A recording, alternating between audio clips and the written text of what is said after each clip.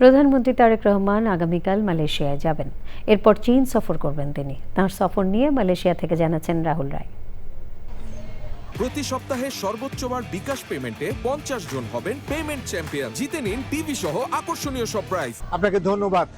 এবছরের 12ই ফেব্রুয়ারি জাতীয় নির্বাচনে নিরঙ্কুশ জয়লাভের পর সরকার গঠন করে বিএনপি প্রধানমন্ত্রী হন তারেক রহমান। এই 4 মাসেরও বেশি সময়ে এটি প্রথম বিদেশ সফর। মালয়েশিয়ায় তিনি পা রাখবেন আগামীকাল বাংলাদেশ সময় সন্ধ্যা 6:30টার দিকে, আর মালয়েশিয়ার সময় রাত 8:30টার দিকে। স্বাভাবিকভাবেই প্রধানমন্ত্রীর প্রথম বিদেশ সফর, সেটি নিয়ে আলোচনা রয়েছে, আগ্রহ রয়েছে। বিশেষ করে যে শ্রমবাজার বন্ধ রয়েছে, আপনি নিশ্চয়ই জানেন 1978 সালে তার পিতা শহীদ রাষ্ট্রপতি জিয়াউর রহমানের সময় এই শ্রমবাজার চালু হয়। এরপর বেশ কয়েক দফা এই শ্রমবাজার বন্ধ হয়ে যায়।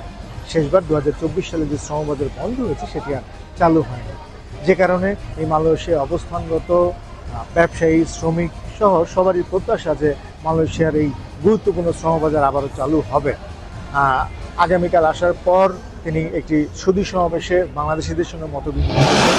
এরপর দিন তার ব্যস্ত কর্মসূচি, তিনি সারাদিনই বিভিন্ন কর্মসূচিতে অংশ নেবেন।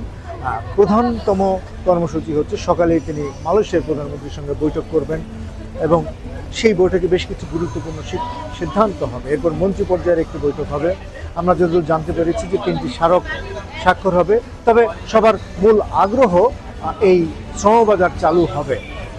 মালয়েশিয়া থেকে প্রধানমন্ত্রী চলে যাবেন চীনে, সেখানেও তিনি কয়েকদিনের সফর রয়েছে, সেখানে ব্যস্ত সময় পার করবেন। কয়েকটি স্মারক স্বাক্ষর হবে, কয়েকটি চুক্তিও আমরা যতদূর জানতে পেরেছি স্বাক্ষরিত হবে, যে কারণে এই মালয়েশিয়া এবং চীন সফর, দুটি সফরই খুব গুরুত্বপূর্ণ বলা হচ্ছে। এবং অনেকে বলছে যে এই অর্থনীতির পুনর্জাগরণের ক্ষেত্রে প্রধানমন্ত্রী তারেক রহমানের এই সফর খুব ইতিবাচক ভূমিকা রাখে।